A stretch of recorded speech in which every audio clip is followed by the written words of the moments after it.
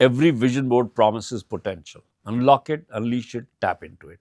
We hear it everywhere: books, workshops, and well meaning advice. The breakthrough is inside you. Believe harder, push further, dig deeper. After years of chasing that idea, I realized something uncomfortable. Potential isn't the problem, it's already there, limitless in all of us. The real problem is what stands in its way, the invisible resistance we stop noticing because we've lived with it too long. Vision boards amplify dreams but ignore what slows us down. They show you where you want to go, not what's in the way. And that's what I want to talk about, the brake inside the Ferrari that keeps the engine screaming in place. For years, I thought delegation meant losing control. Every approval crossed my desk. Every detail, every decision ran through me. I told myself it was about protecting standards. If I'm honest, it was about protecting my ego, being needed, being indispensable. I was the handbrake in my own Ferrari, and the brake pedal felt like leadership. Then my business partner said to me, Rajesh, the company moves faster when you're not there. It stung, but he was right. When I finally let the team drive, really drive, the company moved faster than I ever could alone. And that's when it hit me. Goals don't fail because we are lazy. They fail because we are standing in the way of our own system. The physics. Dr. Timothy Galway spent decades studying performance. He discovered a formula that rewrote how we think about achievement. Performance is equal to potential minus interference, not addition, subtraction.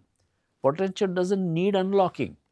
What needs removing is interference, fear, control, habits, and decision loops that slow everything down. In leadership, interference looks like micromanaging, endless approvals, or the quiet belief that no one can do it better than you. Each ounce of interference creates resistance. Every bit of resistance slows momentum. The breakthrough isn't working harder, it's removing what makes the work hard. McKinsey found that 42% of strategic initiatives fail, not from bad ideas or lack of resources, but because of organizational bottlenecks. Leaders become points of slowdown instead of enablers. 42%, almost half of what we try to build, stalls before it even starts. New York University later validated Galway's principle across thousands of performance studies. When interference decreases, performance rises automatically, not because potential increases, but because resistance disappears. We've been told to unlock potential, but the science says the opposite. Potential is infinite. Remove what's in the way. That's not motivation, that's physics. We love the planning sessions, the whiteboards, the goals, but underneath the vision, resistance hides in plain sight. Every decision still runs through the CEO. Every initiative still waits for approval. Every team still needs the same green light. You can't expect liftoff with a parking brake half on. Ambition accelerates, the system slows down. Stop asking, how do I unlock more potential? Start asking, where am I slowing things down? Because the biggest source of resistance isn't external, it's internal. It lives in the systems we built, the need for control, the fear of becoming irrelevant, the belief that letting go lowers standards. That's the handbrake. And it feels like leadership until you see how fast the Ferrari moves when you release it.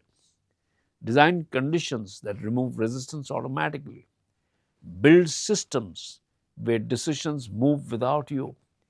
Create architecture where ownership lives with the team, not the CEO. That's freedom by design. You don't out hustle resistance, you engineer it out. I worked with Himanshu Vashisht, former managing director of Nielsen Middle East and Africa. Brilliant team, world class research, but every decision needed 10 approvals. Every small move took weeks. I asked him, you built a Ferrari, why are you driving it with the handbrake on? He smiled and said, "Good question." We redesigned their decision rights map, clear ownership, transparent accountability, no approvals unless the stakes truly demanded it. Within months, decision time fell 40%, client renewals rose 25%. The business scaled faster than ever. Nothing new was added. We just removed what was in the way. The Ferrari hadn't lost power, it was choking on control. Once the brake released, momentum became inevitable. What Himanshu found wasn't motivation, it was architecture. A rhythm where ownership lived with the right people, a clean design where clarity replaced chaos. Because here's the truth, you didn't build a business to become its prisoner. But that's what happens when we confuse control with leadership. Every approval you require is another lock on the cage. Every decision that waits for you is another bar on the window. Each time a team member asks, "What should I do?" you train them to need you more, not less. The cage looks like responsibility. It feels like standards, but it's still a cage. And that vision board on the wall is just showing you what freedom looks like from inside the trap. Two questions before we close. Where in your business are you the slowdown you keep trying to fix? You already know where you want to go. So, what brake inside your Ferrari is keeping you stuck between gears? What happens when you release it and feel clean acceleration for the first time? That's the second law of interference. Because when the resistance disappears and the system finally moves, you notice something else. The engine starts burning fuel faster than expected. Energy is leaking somewhere. And that's where we go next, the law of energy leakage and why the biggest leaks are the ones you can't see.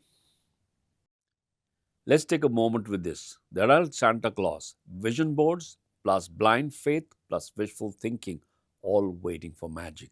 This is where most of us still get stuck, waiting for something outside of us to move what only action can move. So look at the questions on the screen. Where are you passively waiting for magic instead of taking massive action? And as you reflect on this law, think about where that pattern shows up for you. Take a minute each to share with your partner what comes up.